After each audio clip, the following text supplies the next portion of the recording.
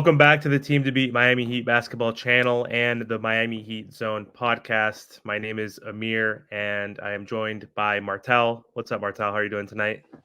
Let's get it. Miami Heat just won back-to-back games on the road. So they beat the 76ers on the road tonight, 109-104. So we wanted to hop on, do a real quick recap for you guys. But before I do, I just want to thank everybody for their continued support of my channel. I'm getting close to 1,000 subscribers. So if you could please subscribe to my channel, that would mean a lot. Martel just hit 3,000 subscribers. So he's super pumped about that. So if you guys can subscribe to his channel, he's on his path to 4,000 subscribers. So thank you so much. And then, of course, Trent and Ernest are not here today, but don't forget to sub to their channels as well. So anyway, Miami Heat won, I guess, a nail biter kind of game. I mean, it was a back and forth close game throughout the entire game for the most part. The Heat were down a little bit in the beginning. I know the first quarter was tied, down 2 at halftime, and then the Heat took a 3-point lead after the third. And the fourth quarter was back and forth. So pretty exciting game, even though both teams were super shorthanded. And, the Sixers were missing, obviously, the MVP, Joel Embiid. They were missing Tobias Harris and DeAndre Melton and a whole bunch of other players. And we know who the Heat are missing, the same three. So big win because the Miami Heat, again, on a back-to-back, were able to win on a road against a pretty decent team still. So I think it's a big victory to close out before the All-Star break. The Miami Heat are now 30-25, seventh seed. And I think we're like half a game behind the Pacers now for the sixth seed. So good way to end the game before the All-Star break. So Martel, I'll pass it over to you. Great game. What were your thoughts overall on the game itself? Just another big win, No Jimmy Butler, no Terry Rozier, no Josh Richardson. And for them to also be on the road, beat the Milwaukee Bucks, beat the 76ers, it's a huge W because every single win right now counts. We're in the seventh spot. Hopefully we can get up to the fifth spot. A great game by Bam Adebayo at 23 and 14. Just an all-around game from everybody, and especially Duncan Robinson. And one thing we have to talk about is that should Duncan Robinson go back to the bench when everyone gets back? Because don't get me wrong, Terry's nice, but Tyler and Duncan, the way that they're playing, the way that the ball is just moving around, they look absolutely phenomenal.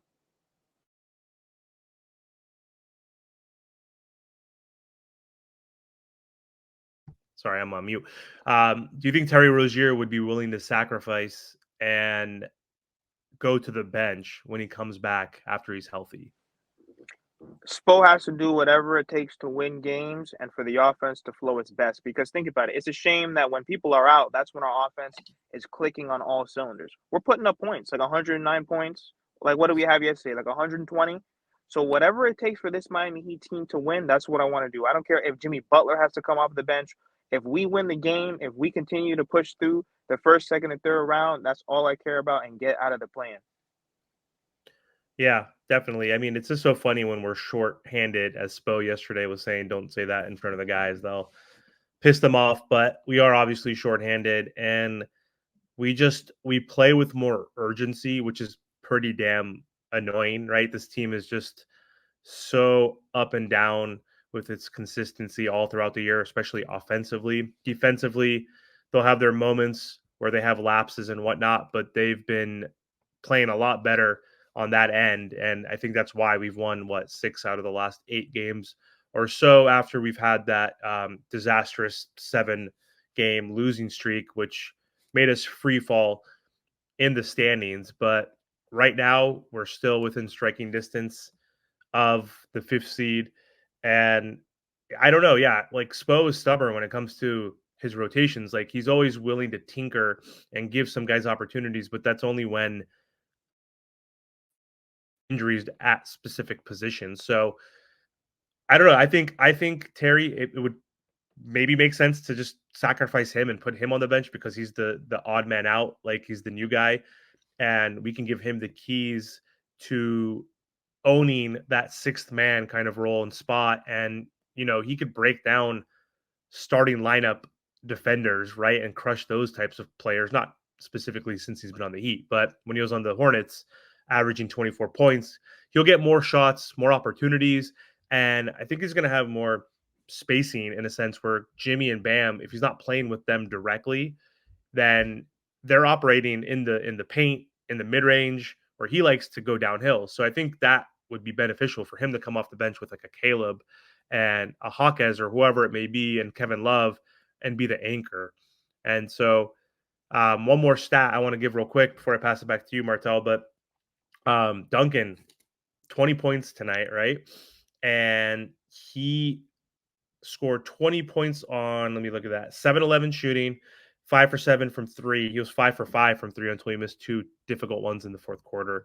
But we're 10-0 now when Duncan Robinson scores 20 plus, and we're 12-1 or 13-1 now technically after he scores 18 plus. So I don't know, man. Do you think that makes sense sacrificing Terry right now to get Tyler in the starting lineup, or do we bring up the conversation about Tyler Herro obviously going to the bench as a sixth man?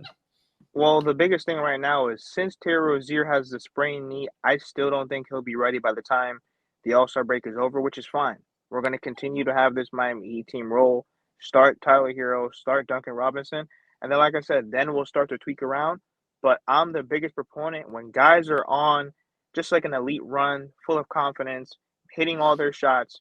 You cannot mess that up and ruin that routine or just ruin their rhythm by putting them on the bench. I don't know what it is. I know it's not a good excuse to say, well, he plays better, starting, but whatever it is, it's about winning games right now. You know what I mean? Listen, I like Terry, but his shot really wasn't falling while he was playing. He was doing other great things, but right now it's about winning games and just getting into a better spot so that we're not playing the Boston Celtics in the first round. Yeah, we need to avoid the eighth spot with at all costs. But yeah, man, Duncan's been spectacular as a starter this year. And, his average points per game was like 16, 17 or so.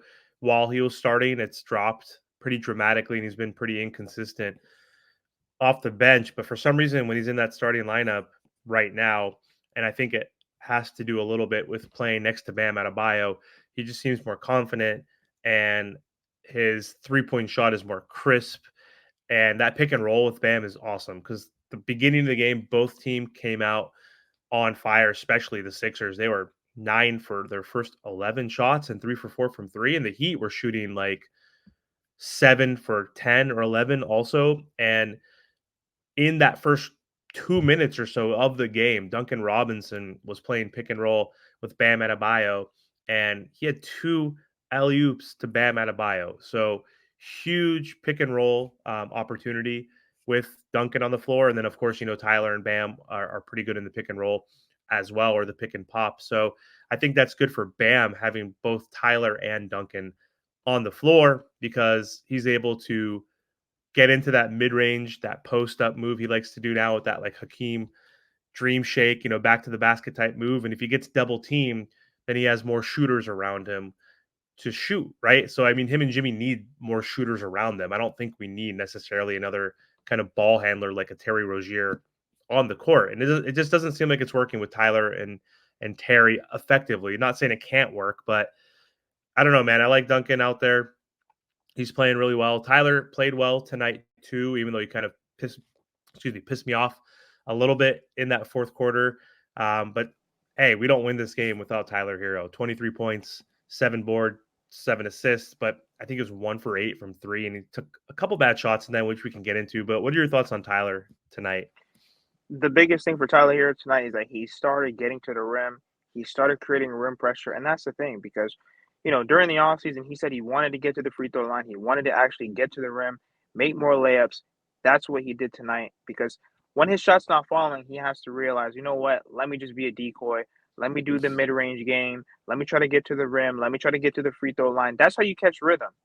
So you know, just for the beginning of the game for him to do that, which is huge, because now he's finally learning that you don't got to chuck up so many shots. You don't have to get to the free throw line, try to create rim pressure, even just a driving kick. Just act like you're getting to the rim, just so that another guy can get open, and that's what he did tonight.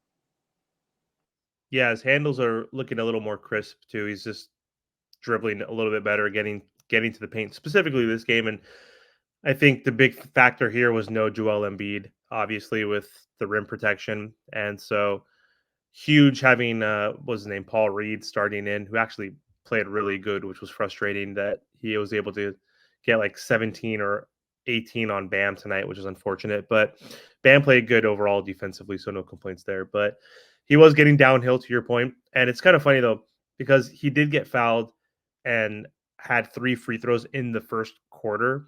And that's all he had for the rest of the game. So that's like the biggest piece. Like if he wants to increase his points per game and become like a Devin Booker esque type player, he's going to need to get to the line like 7 to 8 times per game. He needs to like learn how to pump fake, get people in the air, and play through contact like Jimmy Butler does. Because when Jimmy has a big game and scores 28, 30 points, it's based on having double digit free throws. So if Tyler wants to increase that average scoring, he needs to do better. Like I thought he got to the free throw line a lot more, but I'm like, he only had 3, and that was after the first quarter, even though he was getting to the rim, finishing at the rim, missed some bunnies here and there, but he was actually trying to do normal layups and getting all the way to the rim versus his typical floater.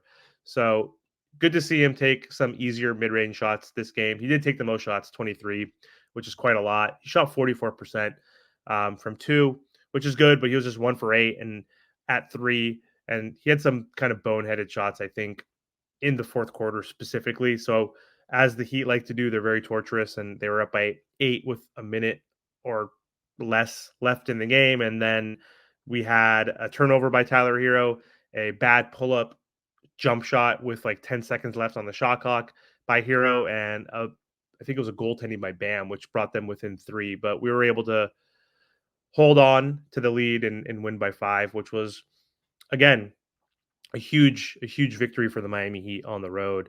And we need some rest. We need to recover. And I think when's our next game, Martel? Is it next Friday, I guess, versus the Pelicans?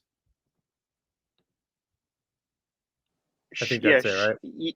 yeah, should be close to the end of this month. So we got to get some rest. We got to be able to heal up a little bit and just tinker with the lineups. And like I said, finish the season strong because, like I said, every game counts. Every game counts going forward. Hopefully, Jimmy Butler can shake off the rust when he gets back. Hopefully Terry and Josh they'll be ready to go, and we'll see what the Miami Heat could do. Yeah. And right now, this depth is helping us win, which is great. So even though we are banged up, we've always mentioned throughout the season we're one of the deepest teams in the NBA, and we always have that slogan or motto like stay ready so you don't have to get ready like when your number is called upon. And so let's talk about the bench real quick before we close up. So we had Haywood Highsmith and Hawkes, pretty much the 2 main guys that we were playing. Kevin Love and Jamal Cain played, but I was surprised to see that Kevin Love only played 12 minutes, and he only took 2 shots, 2 points, but 6 rebounds, which were obviously important. But yeah, let's talk about the bench real quick because we outscored them 40 to like 17 or something. So, what are your thoughts on Highsmith and Hawkes tonight? Listen, man, Jaime Jaquez Jr., he's just continuing to round himself back into shape. Like, I know that a lot of people want to see him like how he was like in the beginning of the season, but I'm not really too worried about it. He's continuing to cut and slash to the rim, getting all those easy layups. Same thing like with Haywood Highsmith. His shot was falling, but then it wasn't at the same time because he missed a lot of shots, but he kept his confidence up and he continued to shoot throughout the game and he finished with 16 points. So you really can't complain about that. And of course, his great defense. Yep. 16 points, 4 for 10. Like they were giving him that. It wasn't just the corner 3, but I think a majority of them were the corner 3, but they were leaving him open, like kind of how PJ Tucker was left open in that corner when he was on the team.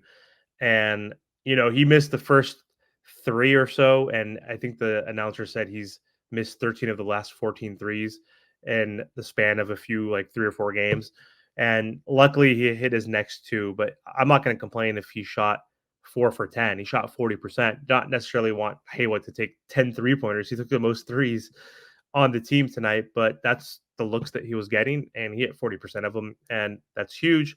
Jaime, again, coming off an injury, and he's getting back in shape, back in form, and he was crushing it. Like it was either the second or third quarter, he had like 3 layups in a row to get 6 points really quickly. So of course, again, great off ball movement, great cutting backdoor, weak side cuts. So energy type player, which is great. 12 points, 9 rebounds, which is huge. That's the second most he's had in the season so far. He also had 3 assists, 6 for 12 shooting, which is great. So he improved his efficiency out there in the field. 0 for 2 from 3. So like his 3-point shot has been kind of down for the last 10 games or so. So he needs to get back and improve that. But I think that was kind of an anomaly in the beginning of the season when he was shooting like 40% for a while. And that's dropped significantly. But kudos to those guys, man. And he had one of the biggest plays in the game when we were up by 3 with like 40 seconds left or so. Duncan at the end of the shot clock had to shoot a 3 in the corner that was contested, almost went in, bounced out, and then he had the tip in dunk, which I think was one of the biggest moments in the game. So huge play for a rookie. Guy's always active, has a motor. So kudos to those guys. So happy for the win, man. So yeah, they have a week off or so, whatever it is. So just something that we needed was to just have some momentum going into the break, and then hopefully we can come back a little bit more whole. And I don't think we need to worry about Jovic.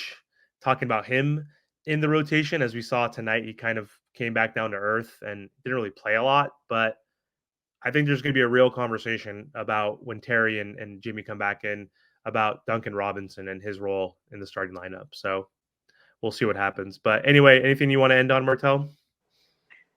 Just make sure you guys like, share, comment, subscribe. Subscribe to all of our channels, and we appreciate all the support. Thank you so much. And we will be back. Hopefully we could do some episodes. We're not going to wait till next week to do another roundtable. We all have our own channels, obviously, so we'll be posting individual content as well. But we're going to try to get together during the All-Star break and put out another video for you guys. So anyway, thank you so much for watching, guys. And again, like Martel said, don't forget to subscribe to our channels. Have a good one.